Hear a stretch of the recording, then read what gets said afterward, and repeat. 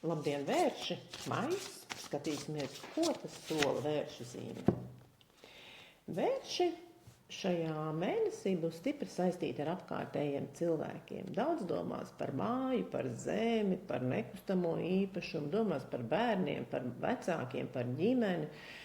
Sauks kopā savējos, būs vidutājs kādās sarunās, iesaistīsies citu ģimenes locekļu darīšanās, un tas faktiski paņems ļoti daudz jūsu laiku un patērēs pietiekami daudz enerģijas. Es domāju, vērši tā kā stabila un droša zīme būs labs atbalsts visiem pārējiem, un jums vienkārši ir jārēķinās ar to, ka apkārtējā pasaule šajā mēnesī ļoti kaut kā kāro pēc jūsu enerģijas, kāro pēc jūsu klātbūtnes, palīdzēšanas, iesaistīšanās, varbūt vienkārši piezvaniet kādam no saviem tuviem vai tālajiem radiem, ar ko sen neesat tikušies. Tas varētu būt tā kā dziedinoši mazliet. Darbs.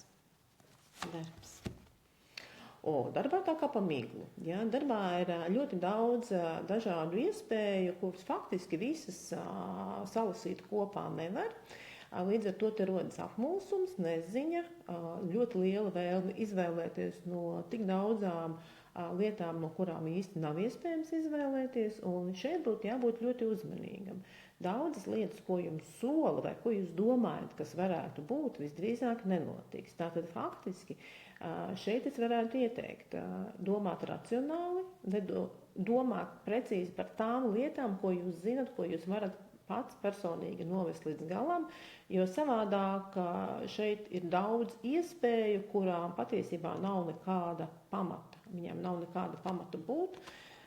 Tiem cilvēkiem, kas strādā radošajā sfērā, kur ir vajadzīga iztēle, kur ir vajadzīga fantāzija, kur ir vajadzīga vīzija, šī ir noteikti ļoti laba kārta, tad vizionēt, iztēloties, rakstīt tekstus, laba kārts, ja? Bet praktiskajā pasaulē sarežģīta. Attiecībās jaunas ziņas, kas atnāk negaidīti, kas var jūs pārsteigt, bet var arī jūs nepārsteigt. Tātad ātrums, dinamika, notikumu attīstība, tie var būt braucieni, tie var būt ceļojumi, tas var būt pēkšņas negaidītas uzaicinājums, kur jums jādodas divatā vai grupā, visdrīzāk grupā, kur jūs esat iesaistīti, tāda kā bara, tāda gaiputni, kad visi ir ceļās spārnos, tad ir jāceļās spārnos un jālido.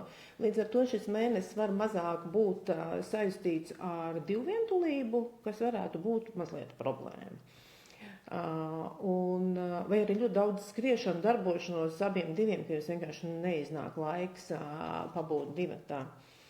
Protams, ka tas viss ātrums un darbošanās atnesīs jaunu informāciju un jaunas ziņas. Un tiem, kas tikai meklē pašlaik attiecības, šī kārts runā par plašu izvēli, bet viena konkrēta lieta gan netiks atrasta. Uz tikšanos!